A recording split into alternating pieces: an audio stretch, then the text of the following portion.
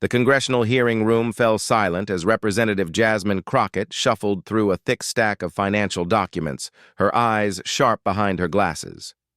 Charlie Kirk sat at the witness table, his trademark confidence beginning to crack as he watched her methodically arrange paper after paper. The C-SPAN cameras captured every bead of sweat forming on his forehead. "Mr. Kirk," Crockett began, her voice slicing through the tension like a blade.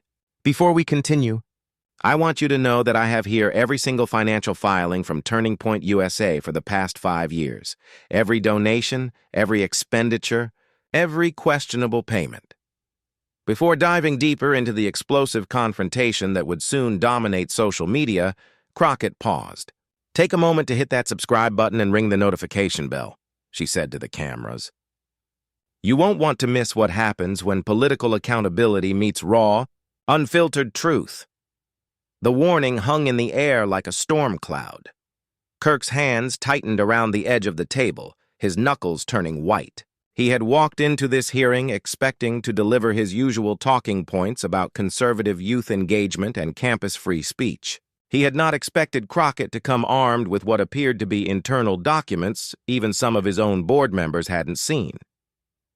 "I'm happy to discuss our organization's mission," Kirk started, attempting his usual broadcast-ready smoothness. But the microphones picked up a faint tremor beneath the polish. "Oh, we'll get to your mission," Crockett replied, pulling out a single document and holding it up for the cameras to see. "But first I want to talk about this particular expenditure from March 2023, $347,000, listed as youth engagement activities, that somehow ended up at a luxury resort in Cabo San. Lucas, can you explain that?" The room erupted. Committee members from both parties leaned forward. Photographers' cameras snapped in rapid succession. Charlie Kirk, the man who built an empire on quick comebacks and viral zingers, sat with his mouth slightly open, no words emerging. This was the moment that would define the next 2 hours of testimony when a first-term congresswoman from Texas would systematically dismantle one of the most prominent figures in conservative youth politics. And this was the moment Charlie Kirk would learn that preparation and facts trump rhetoric and talking points every single time who they were and why it mattered to. Grasp the magnitude of what was unfolding. You need to understand who these two people were and why this clash reached far beyond the walls of that hearing room. Charlie Kirk founded Turning Point USA when he was just 18 years old. By 2024, at age 30, he commanded an organization with an annual budget exceeding $80 million. A regular on Fox News and a close ally of prominent Republican figures, Kirk claimed to speak for millions of young conservatives across America. Turning Point boasted chapters on more than 3,000 college campuses, and his social media reach extended to tens of millions of followers. Kirk cultivated the image of a sharp-tongued defender of conservative values, someone who could go toe-to-toe with any liberal professor or Democratic politician.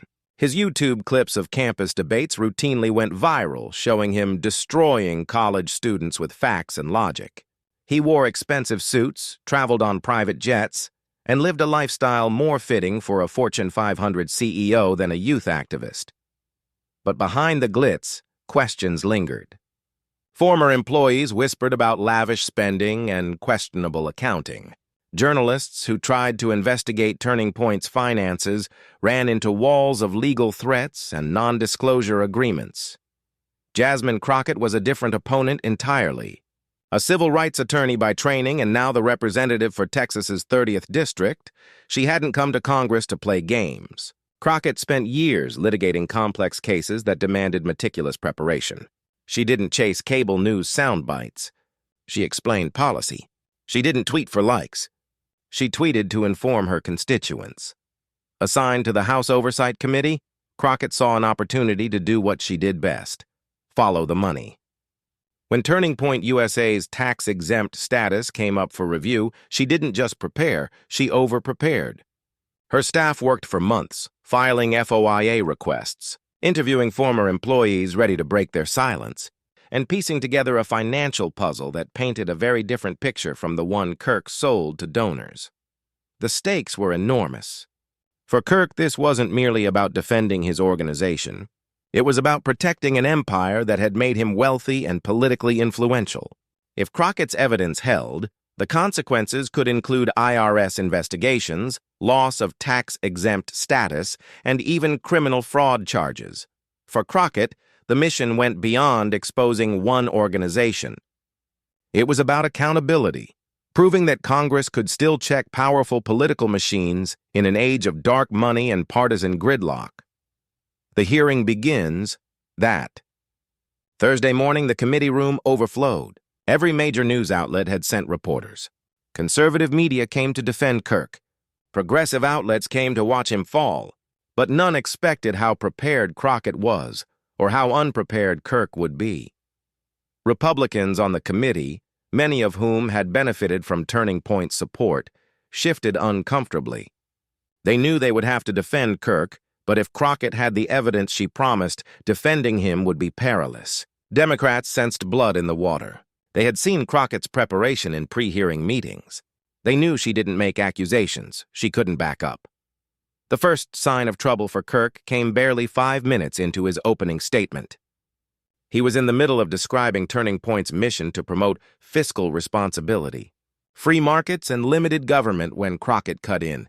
"Mr. Kirk, I'm sorry to interrupt," she said, though her tone suggested otherwise. "But when you talk about fiscal responsibility, does that include the $2.3 million your organization spent on so-called student leadership conferences that seem to primarily benefit you and your senior staff?" Kirk froze mid-sentence. "Congresswoman, all of our conferences are focused on student education and leadership development," he replied, voice straining to sound calm. "Really?" Crockett raised an eyebrow and produced another document. "Because I have here an invoice from the Ritz-Carlton in Phoenix showing that your January 2023 Student Leadership Conference included a $45,000 bar tab, $30,000 for a private DJ, and something listed as executive team building, costing $75,000. Can you explain how getting drunk at a luxury hotel teaches fiscal responsibility to college students?" The chamber stirred with murmurs. Kirk's face reddened. "That's a mischaracterization of..." "Is it?" Crockett cut him off. "Because I also have testimony from 6 former Turning Point employees who state these conferences typically had about 50 actual students and more than 200 donors and staff. Would you like me to read their statements into the record?" Blow after blow, this pattern defined the next hour. Kirk would attempt a talking point. Crockett would counter with a specific document, invoice, or witness statement. It was like watching a seasoned prosecutor dismantle a defendant who thought he was too clever to be caught. "Let's talk about your salary." "Mr. Kirk," Crockett continued, flipping to another section of her papers. "According to your organization's 990 forms, you paid yourself $350,000 last year. My compensation is set by our board of directors and is completely appropriate for an organization of our size." Kirk answered. "Your board of directors?" Crockett said with a faint smile, "which consists of your childhood friend, your former business partner, and 3 major donors who have received significant benefits from their association with Turning Point." She leaned forward. "But let's get back to your actual compensation. The $350,000 salary is just what's reported on the 990. What about the $500,000 in speaking fees you received from Turning Point affiliated groups? What about the $1.2 million in private jet usage? What about the luxury apartment in Phoenix that Turning Point pays for while claiming it's an office space?" Each revelation landed like a punch. Kirk tried to respond, but Crockett clearly knew the organization's internal workings better than he did. She exposed shell organizations and vendor contracts tied to Kirk's friends and family. She traced money through a web of affiliates designed to hide expenditures from public view. "Mr. Kirk," she said, her voice now sharp as glass, "you present yourself as a champion of conservative values, someone fighting elite corruption.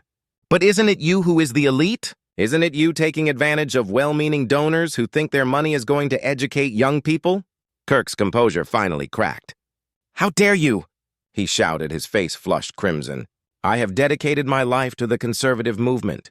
I've built an organization that reaches millions of young people. You're just trying to destroy me because you disagree with my politics." But Crockett remained calm, her steady voice making Kirk look even more unhinged. "Mr. Kirk," she said coolly, I don't care about your politics. I care about the facts. And the facts are right here. She tapped the stack of documents that now felt heavier than any gavel. By the time the gavel finally struck to end the session, the outcome was unmistakable. Charlie Kirk had entered the hearing expecting to dominate with charisma and quick retorts. Instead, he left diminished, cornered by a first-term congresswoman whose preparation and relentless pursuit of truth left him with nothing but silence.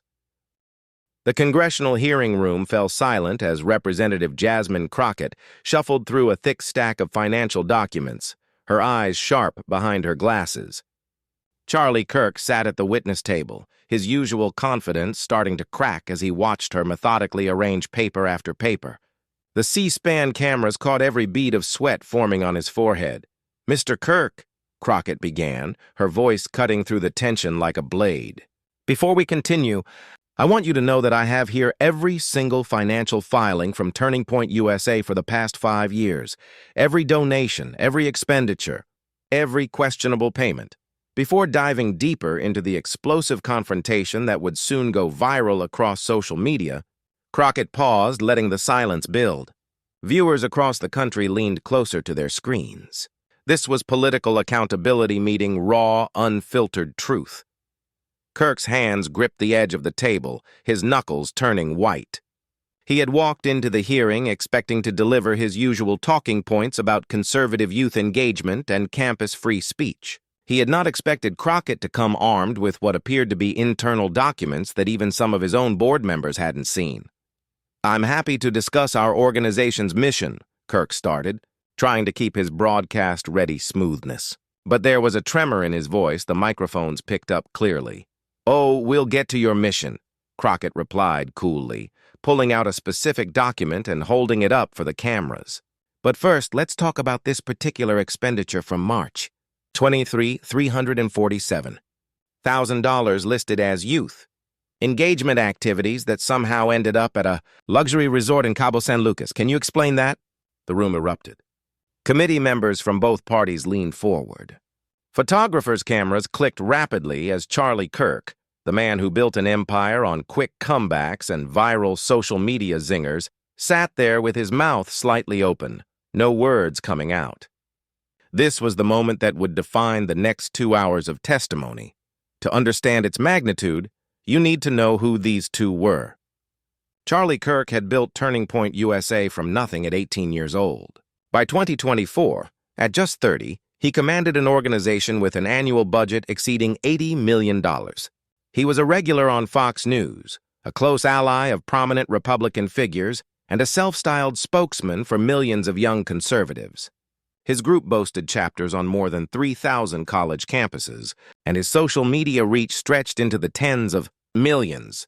Kirk cultivated the image of a sharp-tongued warrior for conservative values, someone who could destroy liberal professors with facts and logic. His videos of campus confrontations regularly went viral. He wore expensive suits, flew on private jets, and lived a lifestyle more fitting for a Fortune 500 CEO than a youth activist. But there had always been whispers, former employees quietly describing lavish spending, journalists hitting legal walls when trying to follow the money. Jasmine Crockett was different from Kirk's usual opponents. A civil rights attorney by training and a first-term congresswoman from Texas, she had spent years taking on complex cases requiring meticulous research. She wasn't there for sound bites. She was there for facts. When Turning Point USA's tax-exempt status came up for review, she didn't just prepare, she over-prepared. Her staff spent months filing FOIA requests, talking to former employees, and piecing together a financial puzzle that painted a very different picture from the one Kirk presented to donors.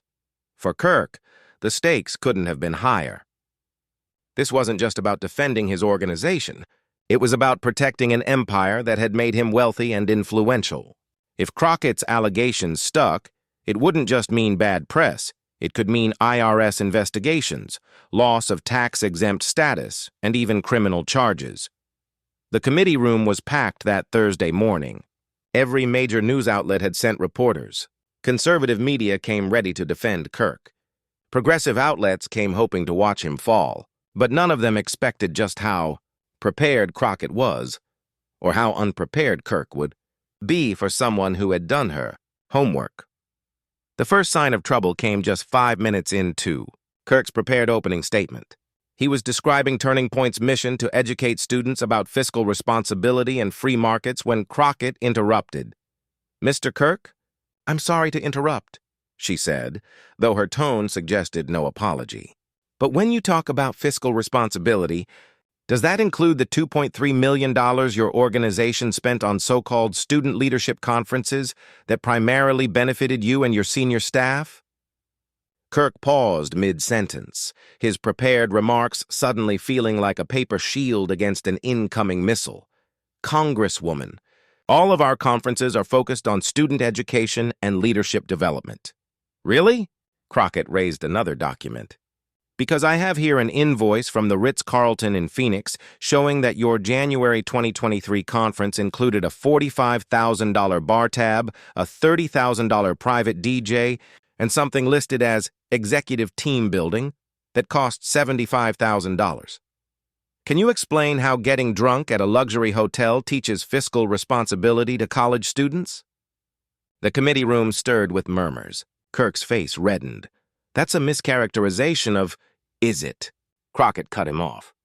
"Because I also have testimony from 6 former Turning Point employees who say these conferences typically had about 50 actual students and 200 donors and staff.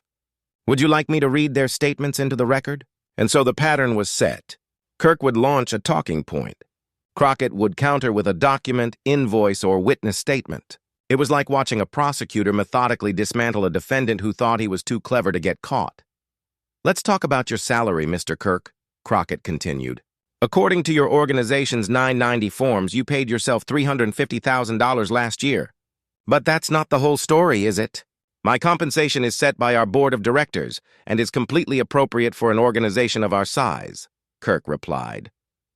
"Your board of directors," Crockett said with a faint smile, "consists of your childhood friend, your former business partner, and 3 major donors who've received significant benefits from their association with Turning Point, and the $350,000 salary is just what's reported. What about the $500,000 in speaking fees from Turning Point-affiliated groups? What about the private jet usage valued at over $1 million? What about the luxury apartment in Phoenix that Turning Point calls an office space?" Each revelation landed like a punch. Kirk shifted uncomfortably, but Crockett kept pressing. "You present yourself as a champion of conservative values, someone fighting elite corruption. But aren't you the corruption, Mr. Kirk? Aren't you the elite taking advantage of well-meaning donors who think their money is educating young people?" Kirk finally snapped. "How dare you?" he shouted, face bright red. "I have dedicated my life to the conservative movement. I've built an organization that reaches millions of young people. You're trying to destroy me because you disagree with my politics?" Crockett stayed perfectly calm. "Mr. Kirk, I don't care about your politics. I care about potential fraud. I care about donors, many of them elderly people on fixed incomes, who sent you $20 and $50 donations thinking they were supporting student education, not funding your lavish lifestyle." She pulled out a printed email. "I have here a message from Dorothy Williams, an 82-year-old widow from Arkansas who sent you her entire $5,000 stimulus check because she believed in your mission. Would you like me to read what she wrote when she discovered how her money was spent?" Kirk tried to regain control. "We have thousands of satisfied donors who support our work." "Let's talk about that work." Crockett cut him off again. "You claim to have chapters on 3,000 campuses, but when my staff contacted 100 random schools from your list, 73 said they had no active Turning Point chapter. Another 15 said the chapter consisted of fewer than 5 members. Can you explain how you're counting these chapters?" Republican committee members tried to intervene. Representative Jim Jordan objected that the witness should be allowed to answer without constant interruption. But even Jordan couldn't shield Kirk from what came next. Crockett held up another document, and Kirk's face went pale. "This is a transcript from your organization's leadership meeting in December 2023, she said. "In it, you explicitly tell your team to, and I quote, inflate our campus numbers for the donors and make sure the real financial documents never see daylight. Would you like to explain that? The hearing room exploded. Reporters typed furiously. Camera flashes went off despite the rules. For perhaps the first time in his public life, Charlie Kirk had nothing to say. His lawyer leaned in and whispered urgently, but the damage was done. I would need to review the context of that conversation, Kirk finally stammered. The context, Crockett shot back, her voice cold as ice, is that you've been running a grift. The context is that you've been defrauding donors. The context, Mr. Kirk, is that you got caught. The committee chairman called for a recess, but it was too late. Clips of Kirk's stammering non-response were already going viral. During the break, Kirk huddled with his legal team while reporters shouted questions he refused to answer. His usual swagger was gone, replaced by the look of a man who knew his world might be collapsing. You sold out your country for personal profit. The words landed like a hammer blow. Representative Jasmine Crockett's voice cut through the packed hearing room as if she were delivering a verdict. Conservative activist Charlie Kirk shifted in his chair, his trademark confidence evaporating. This was no routine oversight session. It was the political equivalent of a public execution. Republican firebrand Matt Gaetz tried to interrupt, shouting about procedural violations and demanding that Crockett be censured for baseless accusations. But his theatrics couldn't stop what was unfolding. Crockett calmly raised another document, her tone cool and surgical. This, she announced, is a recorded conversation between Mr. Kirk and an undercover FBI informant from August 2023. Yes, Mr. Kirk, the FBI has been investigating you for over a year. In this recording, you explicitly discuss how to hide foreign money and disguise it as domestic donations. You say, and I quote, "The Arabs pay well, and as long as we keep it quiet, everyone wins." The room erupted. Journalists scrambled to tweet. Camera shutters clicked in open defiance of the committee rules. Kirk's lawyer gripped his client's arm, whispering furiously that anything he said could end up in a federal indictment. For the first time in his high-flying career, Kirk looked genuinely afraid. But Crockett wasn't finished. The Phoenix Project, she continued, wasn't just about taking foreign money. It was about corrupting American elections at their core. Turning Point USA used these funds to bankroll voter suppression efforts, spread disinformation about mail-in voting, and coordinate with foreign troll farms to manipulate social media. She held up a giant flowchart showing how foreign cash traveled through a maze of shell companies before, landing in Turning Point's accounts. The visual was damning, complex yet unmistakable. News networks would replay it for weeks. Mr. Kirk calls himself a patriot, Crockett said, her voice sharpening to a blade. He wraps himself in the American flag and talks about defending our values. But here you see a man who auctioned those values to the highest bidder. A man who took money from America's adversaries to subvert our democracy. A man who betrayed everything he claimed to stand for. That was the breaking point. Kirk suddenly lunged for the microphone, ignoring his attorney's desperate grip. "This is all lies!" he shouted. "This is a setup. You're trying to destroy me because I'm effective, because young conservatives listen to me." Crockett didn't flinch. "They listen to you," she shot back, "because they don't know you're a fraud. They don't know you're taking money from foreign governments while preaching patriotism. They don't know that while you call them to sacrifice, you're cashing checks from America's enemies." Then came the coup de grace. Crockett held up a fresh document. "This is a resignation letter from your former CFO, Michael Stevens, dated last month. In it, he details the entire Phoenix project and confirms he is cooperating fully with federal investigators. He has already pleaded guilty to federal charges in exchange for his testimony against you." She paused, letting the silence settle like a thundercloud. "Move on. It's over, Mr. Kirk. Your empire of lies is crumbling." Kirk shot to his feet so quickly that his chair toppled backward. "This is a witch hunt," he bellowed. "This is the deep state trying to silence conservative voices." "I won't stand for this!" "Then sit down," Crockett replied icily. "Because whether you're standing or sitting, you will face justice for what you've done." The committee chairman, realizing he had lost control, hastily called for a recess. But the damage was already irreversible. In less than 2 hours, Jasmine Crockett, a freshman congresswoman barely a year into her first term, had detonated the carefully built public, image of one of the most prominent conservative influencers in America. Outside the hearing room, chaos reigned. Protesters chanted as security escorted Kirk to a waiting car. Some were former Turning Point members who felt betrayed. Others were activists who had long suspected corruption. For once, their chants carried a single message: accountability. Inside the media ecosystem, the meltdown went nuclear. Within minutes, Charlie Kirk meltdown was trending worldwide. Clips of Kirk stammering non-responses and angry outbursts were remixed into viral memes. Conservative commentators who once championed him either went silent or issued carefully worded statements distancing themselves. Progressive pundits had a field day pointing out the bitter irony. The man who branded others as un-American had secretly taken money from America's enemies. Even more damaging were the reactions from Kirk's own base. Young conservatives, college students who had volunteered countless unpaid hours for Turning Point, flooded social media with messages of betrayal. One viral tweet from a former chapter president read, "I gave 3 years of my life to this organization. I lost friends defending Charlie Kirk.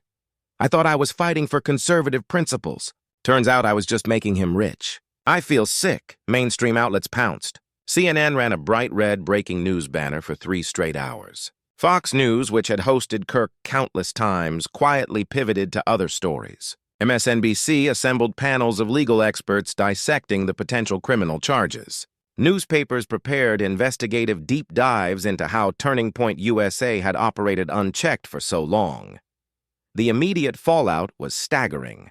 Within hours, the Turning Point USA Board of Directors convened an emergency meeting. By evening, 3 board members had resigned.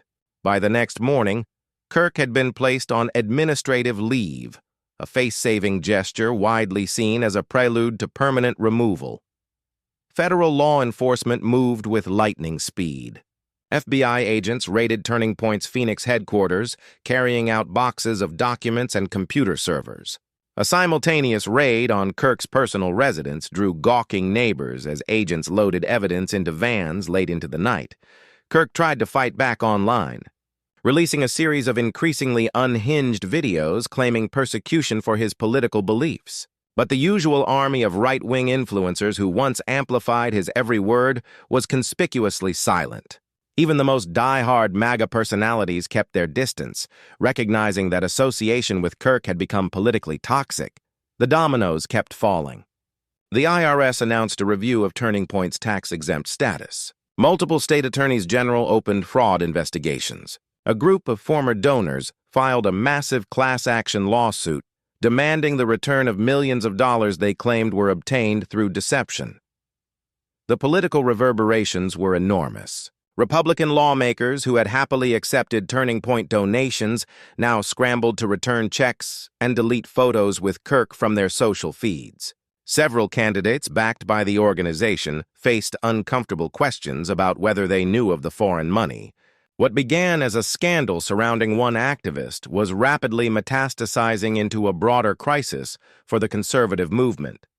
Democrats seized the moment, framing it as proof of a grift economy within right-wing politics. Jasmine Crockett became an overnight star, profiled in major magazines and booked on every Sunday political show.